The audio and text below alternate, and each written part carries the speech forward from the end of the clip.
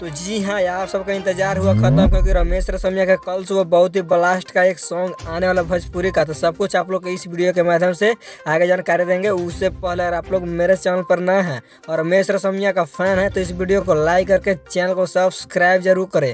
ताकि बिना समय लेते हुए इस वीडियो को स्टार्ट कर देते हैं। तो सबसे पहले बात यह सॉन्ग के बारे में, जो कि रमेश रसमिया का कल सुबह न्यू सॉन्ग आने वाला भोजपुरी सॉन्ग, उस सॉन्ग का बोल है आरा के ह टेम्पो वाला। इस सॉन्ग को कहा रमेश रसमिया और सृष्टि भारती। काफी जबरदस्त का यह सॉन्ग गाया गया है और इस सॉन्ग को लेकर नितेश ठाकुर और म्यूजिक दिए हैं अंजनी सिंह, जो कि ब्लास्ट का म्यूजिक देते रहते हैं। और इस सॉन्ग को कल सुबह 6 बजे रमेश रसमिया ऑफिशियल यूट्यूब चैनल के माध्यम से फुल ऑडियो सॉन्ग को रिलीज कर दिया जाएगा।